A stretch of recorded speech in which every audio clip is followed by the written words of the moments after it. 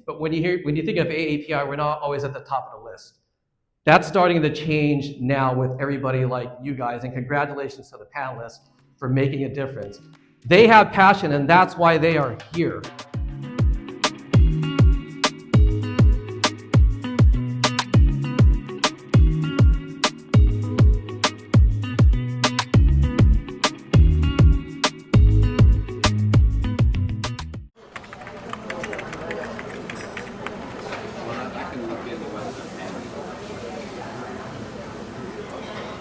Hey, how you doing? Good to see you again. Yes. I think it's in there. Hi. Okay. There's Caitlin. Are you live streaming? Yeah. Oh, actually, Not live. But they're not letting us in yet. But I think you can go in because you're a speaker. But... Yeah, but you're the ex-president. Let's say she's with us. Yeah. When's the last time you've been here, Neil? Last year. Thanks, Last Kate. year. Mm-hmm. Yeah. We spent more time here than our own college campuses. Oh, There you go. really? So if you're asking me when was the last time I was here, 2 days ago. Actually, Oh, Department shoot. of Finance event. I think this building's still the same, too. But last year they had their event over here. Good turnout, great people. Caitlin was running the show, of course. And what are you talking about today? Passion. That's what their whole initiative or their whole theme is tonight. It's about passion. Oh, cool. Oh, you're Kayla? Oh, no. Like we're ready. Oh, yeah. Okay. Kayla's right over there. Oh, hey, I remember you. Yes. Yes. Good to see you again. Can I get a, Oh, yes. yes, good to see you again. Congratulations. Do you want me to introduce myself? You can inform me. Okay. What do you guys got going on today? Okay. Hello. So basically, since we're here for CAPP Ex, that is our annual networking conference for PASS. So today we'll be having like a professional panel and also a keynote speaker, but then we'll also be going into a dinner service, so free egg sandwiches and free cha.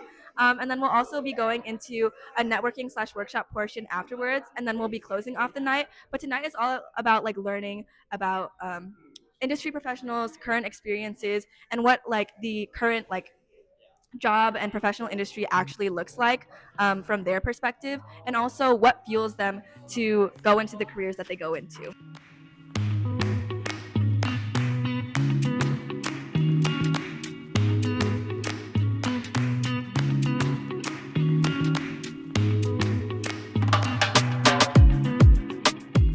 Good to meet you, yes. So you guys How are you? they should be having you over here. Hey. Yep. How you doing? Hey, good. So over at FILAM, we try to spend some kind of time over on the college campuses. Us being on campus accomplishes a few things because we're able to not only teach some of the stuff that we know about entrepreneurship. Filipinos in general, we tend to be, we have more of an employee kind of mindset. So then us being entrepreneurs, we get to kind of share the experiences and have them avoid some of the pitfalls that we had. The biggest expense you'll have in your life is taxes, and you won't even see that expense because it's pulled out of your paycheck right away. It's called Filiorum. What we do is receive donations from corporations, computers. We refurbish them and donate them back to children in need. It's been about 8 years now, and so we've received donations from companies like H&R Block, King's Hawaiian, the National Veterinarian Association, to name a few, and we've donated to orphanages in Mexico, the Philippines, as well as built the computer room system at a local high school. Okay, yes. Hello again. My name is Thea, and I'm Speaker Hers. I'm also a second-year major in social policy and public service, and I also have a double in criminology and informatics minor. Thank you, Bea. Thank you, Kayla. For those of you who don't know me, my name is Neil Estrada, president of FILAM, which stands for Filipino Influential Leaders and Mentors. With me, I actually have 3 of my board of directors, Emix over here.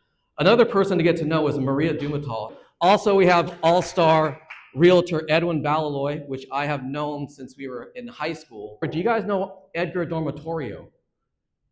If you don't know him, you should know him. He's the assistant vice chancellor right here at UCI. And by the way, he used to be CAVA's president back in the days. When I brought in the Philippines over here. Anybody aside from me? Okay, you were, right? See, I was born in a house, okay? In a house, my grandpa, he's the one who had helped my mom give birth to me. When I was young, I would just follow my mom along. But I didn't notice something growing up for a lot of people who came here from the Philippines. I noticed that Sometimes my parents didn't get the right opportunities because they didn't know the right people. They weren't in the right place, and they weren't in the know.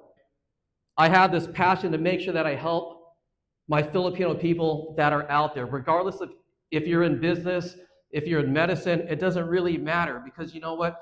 We're all here to help each other. If we don't have each other's backs, who will? You guys are aware that Filipinos are the third largest AAPI community, correct? We just got recently passed up by the Indians. But when you think of AAPI, we're not always at the top of the list. That's starting to change now with everybody like you guys, and congratulations to the panelists for making a difference. Filipino cultural schools in the United States, and we turned 60 this year. And I'm here to discuss the legal field, and also the corporate legal, and how I was actually born here, but I was raised in the Philippines. I went to school there, went to university and all that stuff, and got it all together. That's what I wanted to do. And networking is really about rapport. So how do you build rapport? There's an old saying that in order to be interesting, you have to be interested. The biggest thing you don't want to do is just come up to someone and just start talking about yourself. Don't just go up there and start pitching. You're not interesting, you're annoying when you do that. So then, like Maria said, what I always do is, especially if you get nervous in that kind of setting, just have your questions ready. Don't be the one who's talking the whole time. Be the one who's listening the whole time. So a little impromptu right there by Emix. He went up there and he spoke for like an hour, I think. So how was it today? It was great. You know, the students over here doing stuff we didn't do, and I'm glad to see that they're taking their profession to the next phase and taking it seriously. They're making big impacts. We're happy to help. It's cool to be on UCI's campus once again. We like to do this at least once a year. We were here last spring, and we were with the Mirage School of Business. We want to maintain a presence, especially on the college campuses, because of the longer we go, the more detached we get from the next generation, and we're always there to encourage them, and then in return, they inspire us.